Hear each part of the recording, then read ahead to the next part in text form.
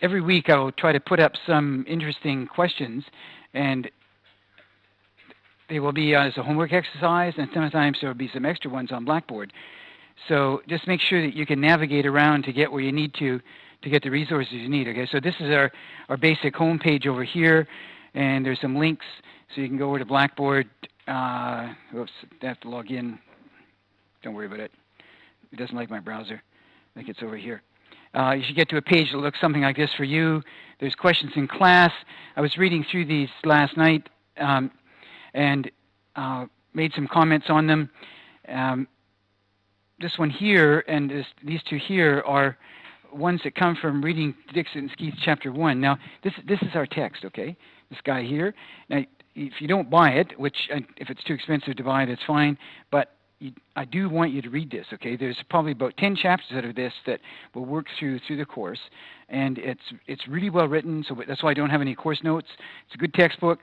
It's got some good end-of-chapter exercises, and in particular, I will make sort of suggestions. I'll say, oh, this would be a good question for exam. I'll do that off and on almost every lecture, okay?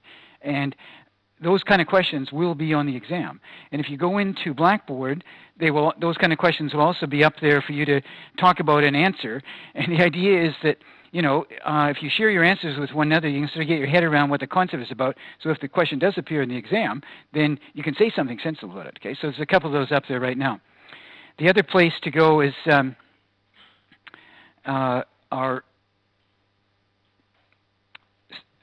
it's kind of our blog site on UCTV, and I've got the first couple of lectures up there that are edited. So what I do is I edit them, cut out all the mistakes, trying to put in some little overlays or something that might be useful for you. And you can download the file by clicking on this little blue button down here, or you can just watch it on screen if you want to, just by pressing this, and you get a little flash thing that comes up and place it in your browser. So you can do that from home as well as inside the campus, okay? And then, of course, you've also got your link to the internal streaming server, so if you're on campus, you can watch the videos that Guy is making up there. So just make sure you know where those resources are, and don't forget about the textbook, okay? It's really quite important. So, what are we going to do today? Well, today we're going to keep on talking about this idea of a theory of games, and we're going to look at sequential games. Do you remember there were 6 questions that, I'll go over that outline in a second, but there were 6 questions that looked something like this. And we ran through them at the end of the last class, and I said that on every previous midterm, there was a question having to do with these 6 questions. Okay? What are the 6 questions? What are the key ideas in them? Be prepared to give an example. Okay, so I want you to know those 6 questions. Well, what we're going to do is we're looking at the difference between sequential and simultaneous games. For the next about 2 to 3 lectures, we're going to go do sequential games. Then we'll do simultaneous games for 3 or 4 lectures, and then we'll bundle them together and look at the 2 of them together. All of the games will be very simple games, but by the time we finish, we'll be able to do more complex things with this simple stuff. Okay, and there's some very interesting ideas that are introduced along the way. So, at the end of the last class, we looked at these 6 questions, and those 6 questions are essentially, you know, is the game simultaneous or sequential? Yes, no. You know, are there elements of conflict or cooperation in it? Yes, no. And I mean, they're binary questions, and each one, if there's 6 of them or 7 of them, you get quite a few combinations, and that's the way you can think about all the kinds of situations game theory applies to. But every one of them has a little structure, and I use an acronym called PDIP to describe that structure. So every situation we look at, it'll have this particular kind of structure, but the structure only tells us components of the game, if you like, the rules of the game. There's also a prediction that pops out. And the prediction is, there's lots of things that could happen in a game. The prediction will be what intelligent, rational players who are kind of experienced in the game, what we would expect in those kind of situations, okay? And today we're going to introduce the idea of a game tree in a very simple 2x2 game. It's actually even simpler than the chocolate bar game, the stop-go game we've been playing. And we'll just develop the concept of a game tree, nice and slow and easy. It'll be quite, it's simple, but it's also a really important basic construct, because it kind of gets your head around the ideas as well as the reasoning in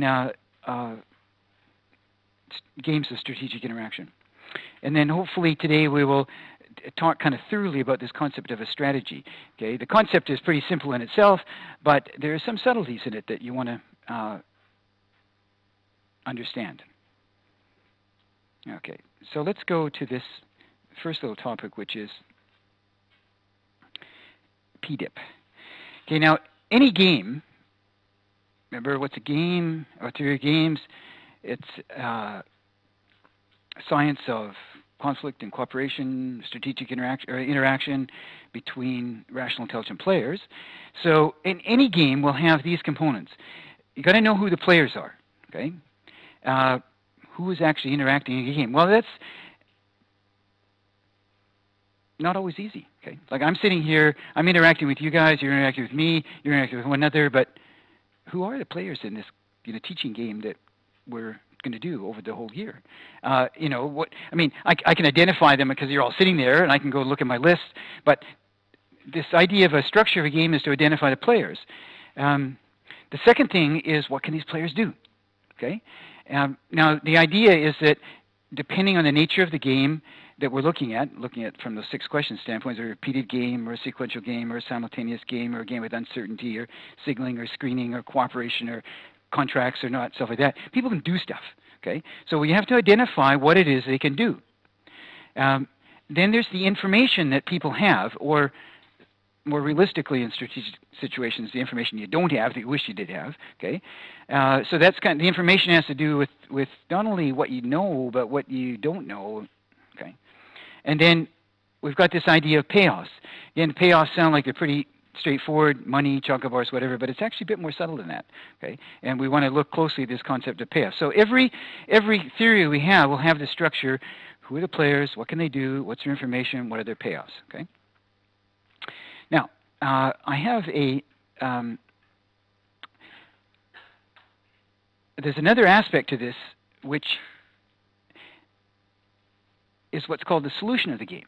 I mean, once you know who the players are, and once you know what they can do, and once you know what their information is, and once you know what their payoffs are, you still got to figure out what you think is going to happen in the game. And that's what the prediction of the game theory is. Okay, so we call this a solution of the game. Okay, and the idea of the solution that we're going to develop is this.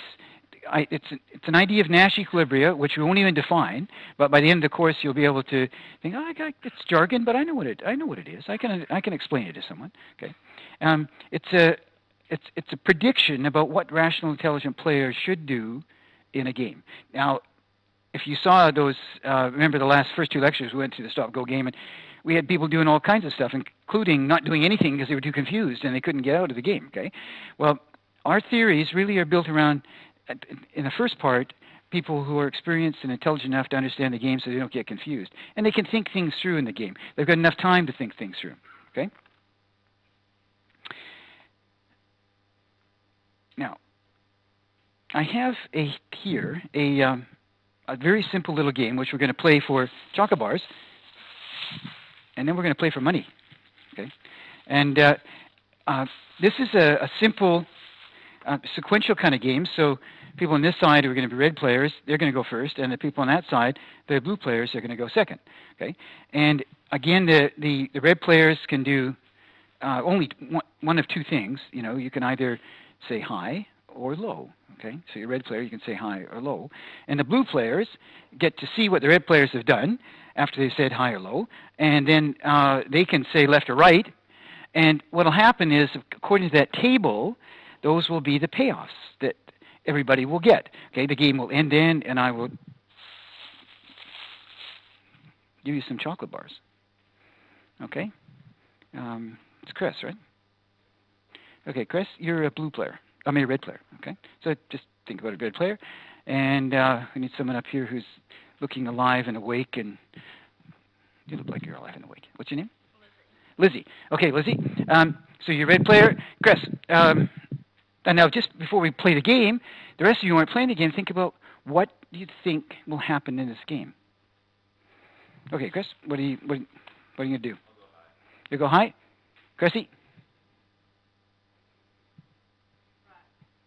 You go right. Okay, Chrissy, what were you thinking about when you when you decided to go right? There's more chocolate for who? For you. There's also more chocolate for Chris, right? Okay. So, Chris, what were you thinking about when you were deciding? If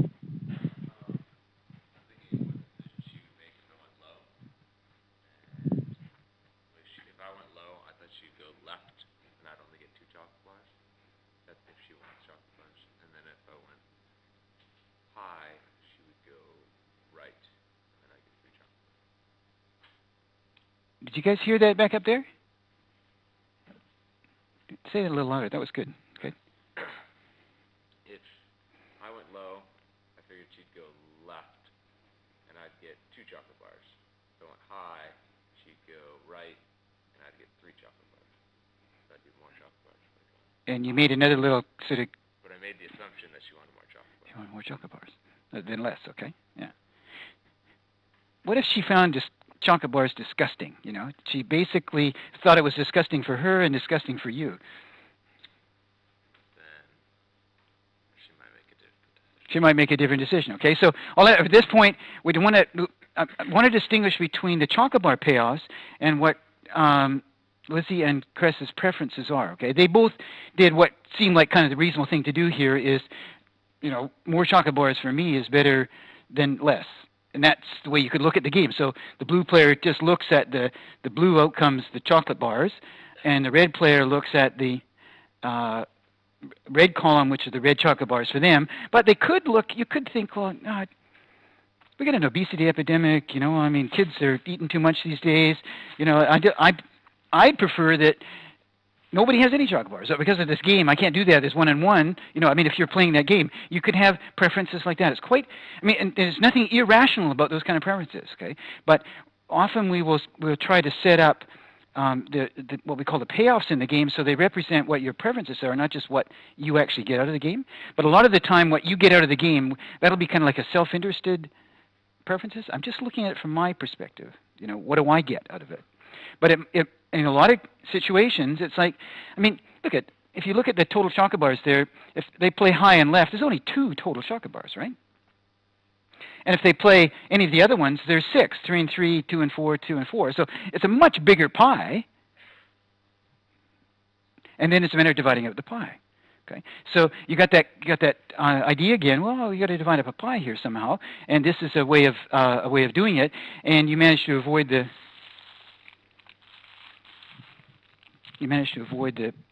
low outcome.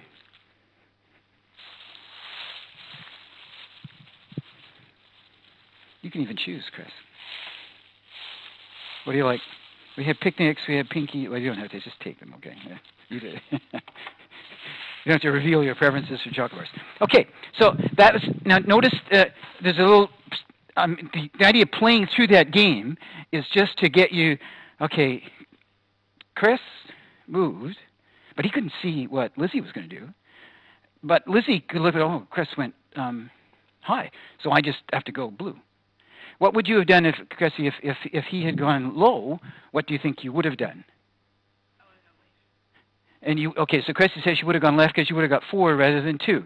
Okay, now notice that was, though Chris could not observe what Lizzie was doing, he actually thought about it in advance about what is the reaction that Lizzie is going to take to what you do. Okay, now that is the most basic point of the whole course. I mean, at least out of sequential games, is to try to think in your head about what the other players will do after they observe what you're doing. Now you think, oh, that's so simple, right? I mean, here it is. How much do you guys pay for this course? What is it? What is the price of this course? Anybody know? Is it $500? Pardon? About $500. Okay, so it's about $500 for every undergraduate course, roughly. Actually, probably a bit more, right? So it depends on the size of the course. Do you know that those prices were decided about, at least the pricing strategy was decided about 10 years ago, where they took the big number, which is, oh, what are all the costs that the university has, and, oh, what are the courses, and you divide one by the other. It was literally a simple accounting exercise. Okay, nothing to do with costs. Well, there's a formula, but the way economists think about it, well, what are the extra costs for another student? Well, in a class like this, right, any undergraduate art class, it's like once you get 20, 30 people, 50, 100, 500, 1,000, it's just, you just need space, right? That's the extra cost. But you guys are paying $500 a shot to sit in when there's lots of empty seats. Okay? Now, the reason I'm thinking about that is that I think that what the university should have done, and what other sensible companies do, is try to anticipate how are their customers going to respond to the prices they have. Okay? Now, this is kind of interesting because, you know, the arts faculty is being kind of decimated inside Canterbury, and I think it's a real tragedy. But in the mid-90s, we used to have this fee structure where it was $3,000 a year. You could take as much or as little as you wanted. Okay, I mean, you're entitled to take something like, under the old point system, I had this number 48, but forget about the point system. You could take as much or as little as you wanted. There's sort of a minimum you had to take to be a full-time student. But if you wanted to take a course in philosophy or religious studies or engineering or something other than your course, it didn't cost you any extra money at all. Okay, you still had to pay your fees. So guess what? That's when American Studies started up, and American Studies first year had 800 students in that class. 800 students. Okay? People loved it, you know, like American culture, literature, films, all kinds of cool stuff. At $500 a pop, you know, I don't know about you, but I got a budget constraint that's pretty tight, and I make a heck of a lot more money than you probably do. And I mean, I like cultural stuff, but $500, you know, to kind of learn about that stuff, and so, just got decimated, just like that. And that's what I mean about, it sounds simple in this little game, but it's a really important thing. How will people respond to what they can see you doing? And then, like Chris, should I think about how they're going to respond to what they're doing? Well, they didn't ask for any economic advice when they set up their pricing structure inside the university, even though we got a really good economics department, and we all would have given them some very sensible advice. Okay, let's do it for money now, okay? Remember that, you know, Chris could have had 4 possibly, and Lizzie could have had 4 possibly. So now we'll do it. Now we'll do it for money. What's your name? Alec? Alex. Okay, Alex, you're going to be a blue player.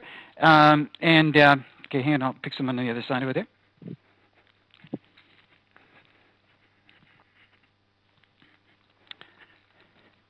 What's your name? Pardon? Ian? Okay, Ian, you're going to be a red player? Oh, what? Sorry, let me turn that around. Let me turn that. Alex, you are going to be a red player. Okay, so the A team's over there, and the B guys are over here. You're going to be a blue player, Ian. So, Alex, what are you going to do? You're going to go low. Ian, what are you going to do? And you're going to go left. So, Ian, what would if she goes low, and if you go left, why did you go left? You get more. You get 4, okay? But now we're talking chocolate bars, right? I mean, so we're talking money. So here's 4 coins, 80 cents, 4 20-cent pieces. Okay. Not quite enough for a cup of coffee, but, you know, but you'll get there. So, Alex, what were you thinking about when you chose low? Sorry, what's that? You assumed, Alex assumed that he didn't want any money. And so if he didn't want any money, what would you think he would do? He would just let you have the 4? He would go right and let you have the 4. Okay, is he like your boyfriend or something, or your guy? Okay, okay, you get 20 cents.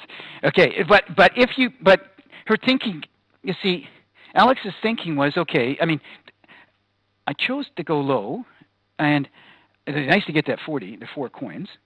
But for me to get the 4 coins, really the choice is over to him, and I'd have to be really assuming that he'd like to help me out rather than help himself out. Okay, but if that was correct, which it wasn't, but if it was, then yours would have been a sensible strategy. But if you could have anticipated what Ian was going to do over there, that he was going to go the other way, what would you do? Then I would have gone high. Then you could have gone high and got, just like Chris here, got 3, assuming that he wanted more than less, right? Yeah. Okay, cool. Okay. Now what we're going to do is we're going to take that logic. I mean, you know, what you'll remember is playing, you know, eating the chocolate bars if you're playing the game or winning the money or not. But it's just that kind of logic. It's looking at, there's some sort of description And sometimes the description will just be a text. Like if you look at the problems at the end of the chapter, you'll get, instead of having a table where everything is nicely written down, it'll all be these long sentences like this, and you're just trying to read and follow through who's got what payoffs, whatever.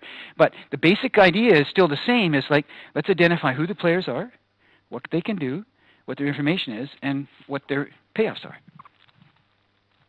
Now we're going to use a simple concept called a game tree to help us identify those elements and then reason through the game. It's a great idea. Okay, so in this game, we've got two players. Okay, there's a red player and a blue player. Each player has two what we call moves or courses of action. Notice I said moves. I didn't say strategies. Okay, I said moves or actions, but it's not a strategy yet. There's an order of play. Red player moves first, and the blue player moves second. Now, first and second is kind of like an order in time. That's the way we're thinking about it. But I want you to think about it deeper than that. Is first means that the guy who's moving first can't see what the guy who's moving second does. Sorry, I'm a Canadian. Canadians say guy is a generic term. Doesn't mean male or female or anything, okay? Just thought I'd clarify that in case you were thinking I was politically incorrect. But anyhow, so Cress is the first player. That means he can't actually see what the second player is going to do. He can't observe it. Whereas the second player can observe what the first player is going to do. That idea of observability, it's direct. Like once Cress has done what he's done, he can't take it back, okay? So there's a sort of a commitment idea to this moving first too. Like when you move first and you actually make your move, you're committed to it. You can't change it. Now, it could be that in this game you couldn't change it, but it could be that Cress says, well, I promise to play high. Or Alex says, I promise to play low, but they don't actually play low. There's an opportunity later in the game for them to actually do something different. Well, that's a different game, okay? And we'll analyze that a different way. But here it's a very tightly structured, what we call a 2-by-2 game. The two players, their moves, there's a strict order of play, first and second. Then the game ends. It's all over. They can't do anything else. So that's what they can do. Now, what information do they have? We say it's a game of complete information because everybody needs to know, everybody knows everything they need to know to be able to figure out the game. Now, actually, there are some assumptions here. Like, Cress was making assumptions, and Alex was making assumptions, and Alex's assumptions were the wrong assumptions, okay? In this game, the way we're going to analyze it, I mean, they're wrong in the sense of a different game, okay? The assumptions that Alex made could well have been the nature of the game. Ian's the kind of guy who wants to give money to other people, not too much for himself. He's loaded. He doesn't worry about it, okay? That could well be the kind of a game, but we want to be, if that's a different game because it's a different assumption about the players, what they know. But so here, the idea of a game of complete information is one where everybody knows everything they need to in order to figure out the game. Like Lizzie could reason through and did exactly the same reasoning that Cress was doing, even though she's in a different position to Cress. She can see what Cress is likely to do, and Cress can see what she is likely to do. They can both think about it because they know everything. They have this complete information. It's a game of what's called perfect information because there's really no uncertainty in it. Okay, and there's a strict order of play, so that's kind of like the information. Part of the information structure is that one player has more information. Cress or Lizzie and Ian had more information. They're the blue players. They have more information because they can make these direct observations before they make a move, whereas the A players, they don't have as much information because at the time they're going to make their move, they can't see anything, okay? They don't make any direct observations. And then we had this idea of payoffs. Again, I put the little and question mark here because in any game that we're analyzing or looking at, you should always be a little skeptical about the notion of a payoff. The payoff concept we're going to develop it's a personal thing to you, okay, to the players in the game. Now, what are their personal payoffs? We could sort of see the chocolate bars going down here, the total 6, or the coins, but what did each of the players think about that? So, for example, Alex's thing about what Ian was thinking was, well, Ian wasn't really interested in his own money. He was more interested in getting a big pie and her having lots of it. Sounds like a good relationship, right? Okay. On the other hand, other people's ideas, payoffs, well, I'm just interested in looking at what I get. You know, the game involves more than one person, so there's many people. They're all going to have different outcomes, but I'm just focusing on what's there for me. Now, both of those kinds of preferences are quite fine. Okay, we don't need to have just sort of self-interested people. That being self-interested is often a pretty sensible assumption in a game, especially when it's for money or chocolate bars or something else. But there are other situations where you might think, I am, you know, I am worried about the total, and I'm also worried about how it gets shared around, you know, or what the payoffs are, the outcomes are to other players. But we just in the back of your head, you're always saying, okay, what are the payoffs? You know. So let's start here with we're going to develop a game tree based on the text that we had. Well, that you have in front of you, and I think you have. I don't have. So we start off with a node. Now I'm going to use two colors all the time. I advise you to use colors. You know, just the it'd be nice to have corresponding ones, but just different colors so you can perceive who does what, where, what the outcomes are, and they're all kind of color coordinated. It'll just help you look at the game tree a bit better. So we start off with a node. A node is a little circle, and then we have branches coming out of the node. So the node is going to be like a situation you find yourself in the game, and this is called a root node, R-O-O-T, because it's like the root of the tree. We're going to build a tree, and this is the base of it, okay? It's always important to label your nodes and your branches, okay? So we label them by usually identifying marker who the player is, like, you know, give it a name. And this is R for red. And then I'm going to put two nodes on these branches that are a little different than the low and high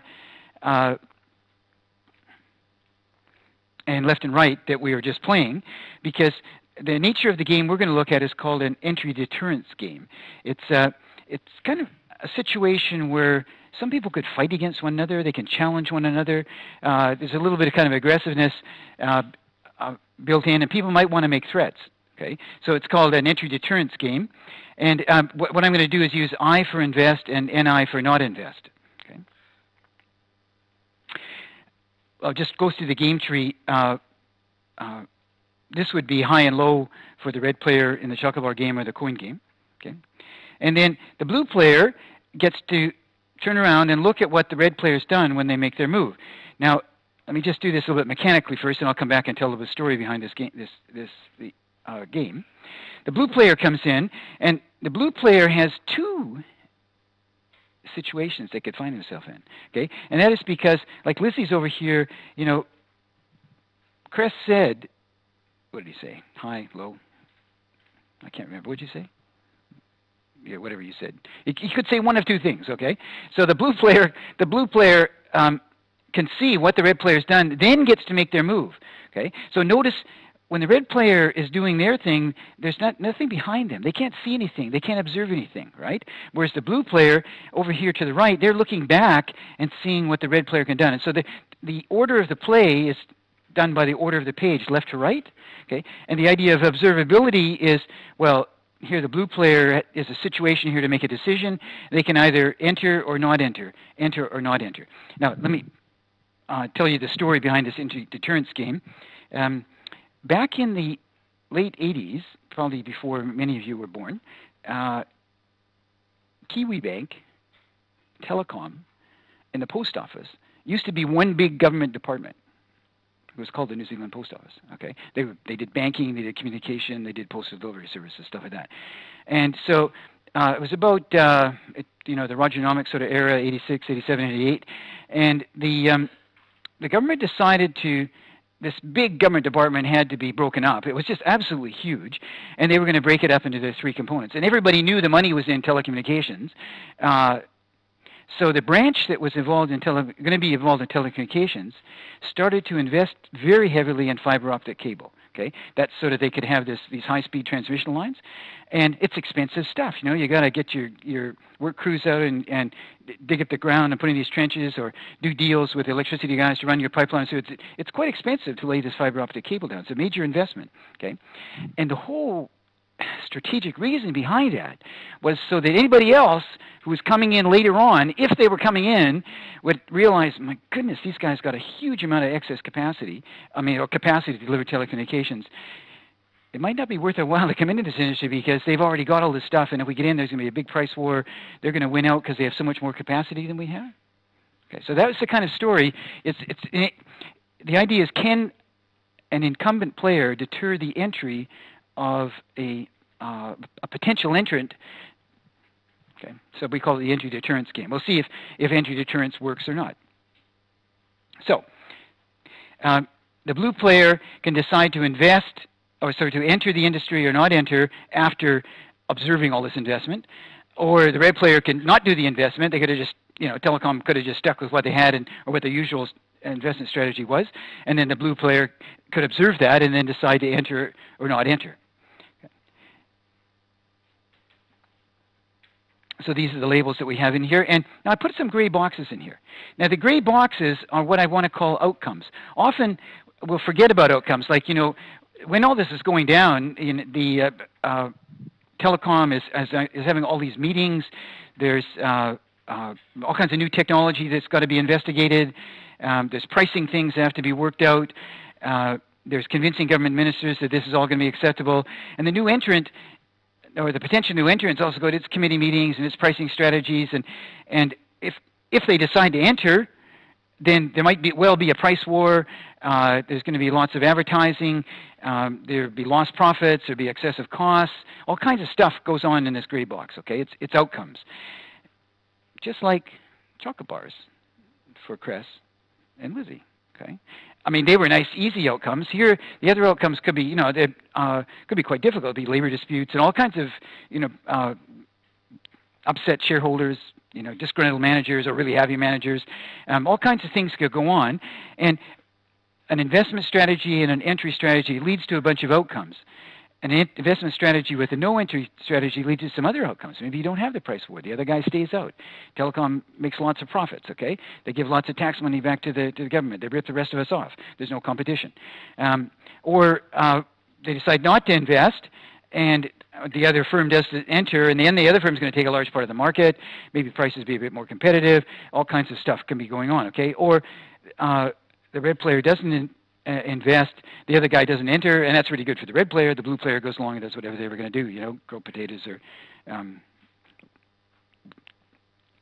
sell their telecommunication services in another country. So we have these outcomes. The reason I want to distinguish the outcomes is you've got this sort of what's called the history of play. Will there be some investment? Will these new firms enter? There'll be a bunch of outcomes. And then we want to think, what do the players feel about that?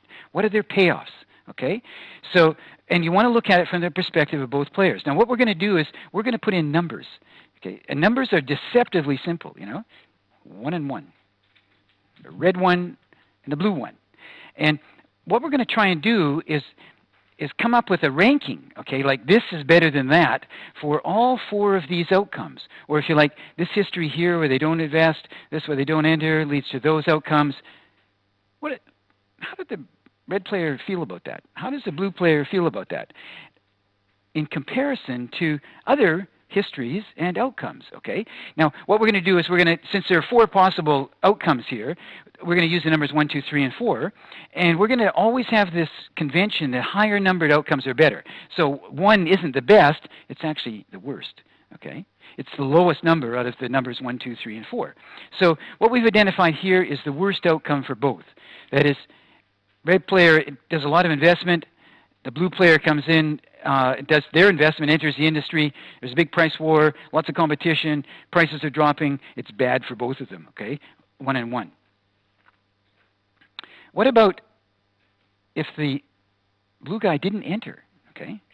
Well, if the blue guy didn't enter, I'm going to put these numbers 3 and 3, which I'm going to come back to. I'm not going to explain what it is just yet. Let me take one of these other numbers here. A red 2 and a blue 4. The 4, since there's only 4 outcomes here, 4 is the highest numbers we've seen. 4 is the best outcome for the blue player. And why is that good for the blue player? Well, the blue player wants to enter this industry, make some profits, but they'd rather didn't have to have these big price wars with the incumbent, okay? So if the incumbent guy, the red guy, doesn't invest and they enter, then that's good for them. It's not so good for the red guy. But for the red guy, it's not as bad as if he does invest and the guy enters and they have a price war. Okay?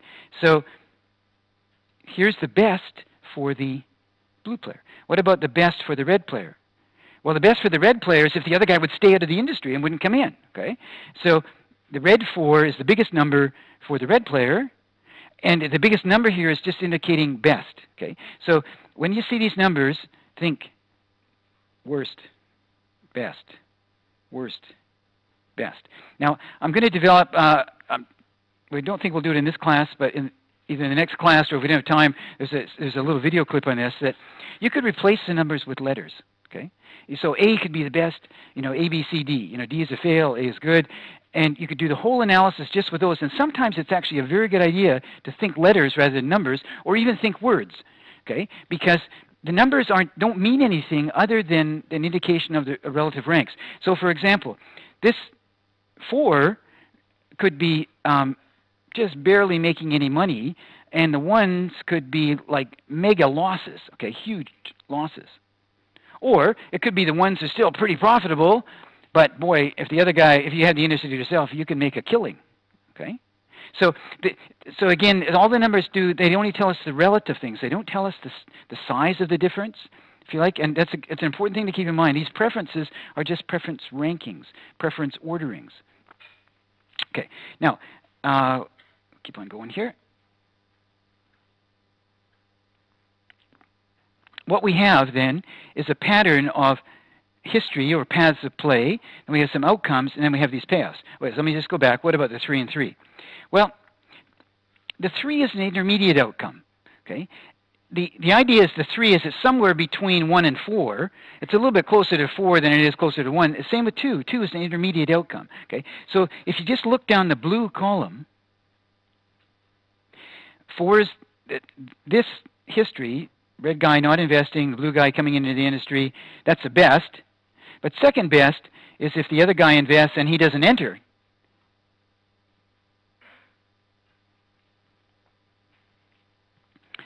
And you ask, well, what's the logic of the difference between that and that? Well, 3, it could be that in the story you want to tell, you'd put, if the other guy doesn't enter, then he'd have the same payoffs here as he would here. A 3 could be the same as a 2. And so you could make it 3 and 3 or 2 and 2, some intermediate outcome. Then you'd say the person was indifferent between those two outcomes. But definitely the worst is down here at 1, where they get into this price war, okay?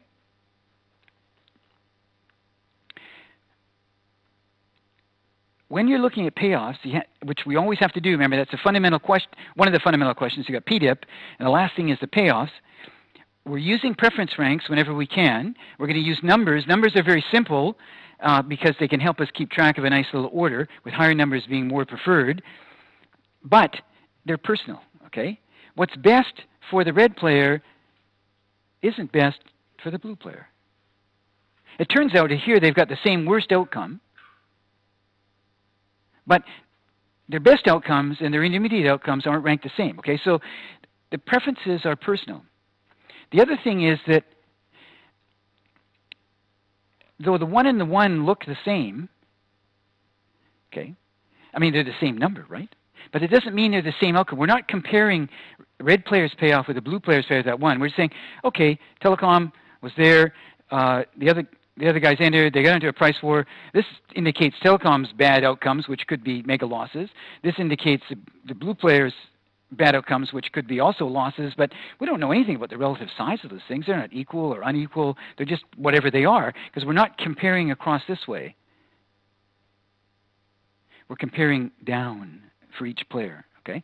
Now notice, remember the second question in those list of 6 questions, we had, what is the pattern of the possibilities for conflict and cooperation?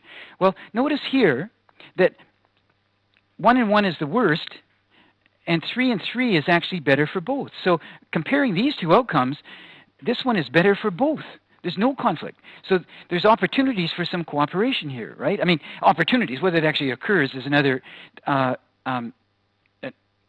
strategically, we got to try and predict whether this would occur or not, but they could both be better off if they could avoid this bad outcome and move to that better outcome, okay? On the other hand, look at compare these two, okay? This one is better for the red player down here. This one up here is better for the blue player.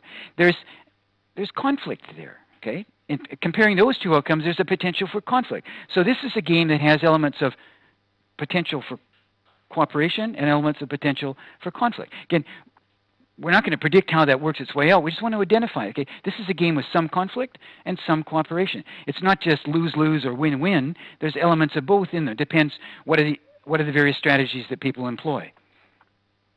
Okay. Now, what I want to do is, now we got this game. I want to analyze the game. And we're going to adopt a strategy which Cress adopted and Alex adopted, okay, though they didn't actually say it, which was when they're thinking of moving, they can't see anything, so they have to think about what the other player is going to do. Okay? When they do that, that's equivalent to them sitting here in the game tree saying, I'm the red player, I'm trying to think about what the blue player is going to do, so I'm going to put myself in the position of the blue player. Okay? I'm going to look at what would they do if they got to this point. What would they do if they got to that point? So I'm just going to put a little rectangle around that point. We call that a subgame. Okay? So in this subgame, and it's a very simple subgame, it's just a decision for the blue player. If you compare the playoffs to the blue player, 3 is better than 1. So the blue player's better move in that subgame is to not enter. Now, what you can do is often when we're identifying, trying to predict what people are going to do, we're going to use information about their preferences, what their preference rankings are, and then we're either going to eliminate bad things or we're going to identify good things. Okay? The eliminating bad things here we call pruning, and we're going to prune this branch of the game tree. And the idea is we're comparing the 3 and the 1. The 1 is worse than 3, so we'll prune that. The other way to think of it is, well, what we're doing, we're identifying what are called best responses. We'll work with the best response concept later on. But in this little subgame, a better response than entering is to not enter if you get yourself in that position and you're the blue player and these are your payoffs. Okay, if, then we would do that. Got that idea? Okay, so we have pruning a branch and identifying the blue player's best response, or getting rid of bad things to do and identifying good ones in the situation they find themselves in the game. Now, let's do that for the bottom branch. Put in the pruning at the top. Now we'll look at the bottom subgame. The bottom subgame is what will the blue player do if the red player doesn't invest. Compare 4 and 2. 4 is higher than 2, so we want to prune the not enter branch. Okay? So we're pruning that. So the idea of pruning is eliminating bad outcomes. Now notice, this is all in our heads. Okay? We're not actually changing the game by eliminating these possibilities. You know, the blue player can decide to do whatever they're going to decide to do, but we don't expect them to do it, because if the blue player gets here and they decide not to enter, they'd be acting against their own preferences, right? And so in game theory, we need to know information about people's payoffs, because in order to predict what they're going to do, we expect them to act in their own interests when they get the opportunity to. Okay? So now we've pruned 2 branches, and the pruning is, those are things, if you like, we don't expect to happen in our theory of games. Let's keep going. Let me just sort of back this out here for a second. This is the situation we got ourselves into. We've pruned this branch for the blue player. We've pruned that branch for the blue player. Who's we? Well, the red player who's thinking about the game. The blue player is thinking about the game. Someone outside who's thinking about the game who isn't a player. What do you expect to do? Well, we don't expect the blue player to play these guys if they get in those situations. What's the red player going to do then? Well, essentially now, the red player can either invest, expecting the blue player not to enter if he invests, or the red player can not invest, expecting the blue player to enter if he does invest, or not if the red player doesn't invest. So essentially, the red player's in a little game. It's a modified game. It's a game where we've eliminated things we don't expect to happen and identified things we do expect to happen later on in the game, out at the end of the game, and we're comparing then effectively getting 3 versus 2. Okay, 3 is higher than 2, so we'll prune the branch with the lower number, which is to not invest. Okay, simple idea. so what we've done here is we have identified, let me just put this all together in a little graph for you.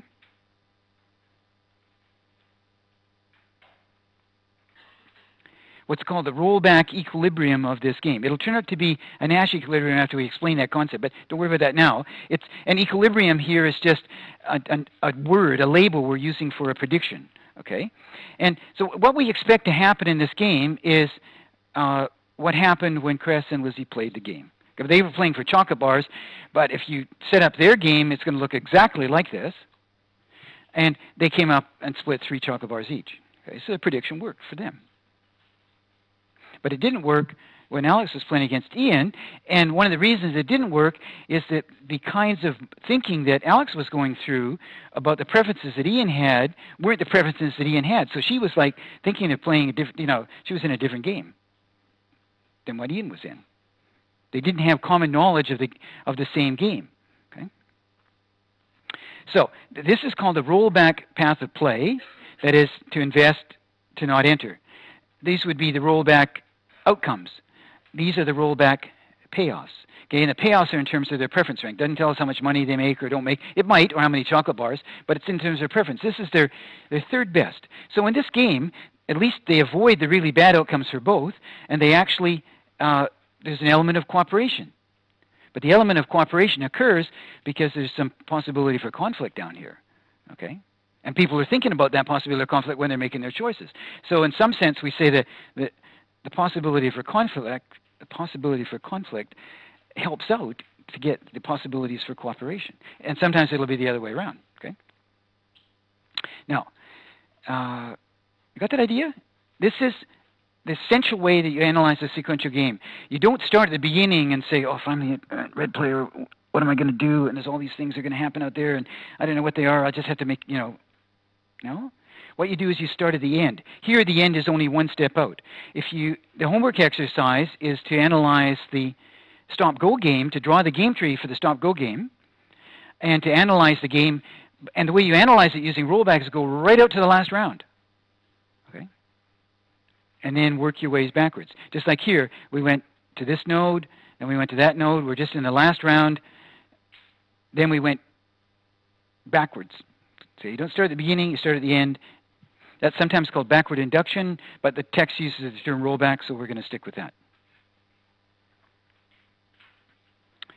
Okay. Any questions about that?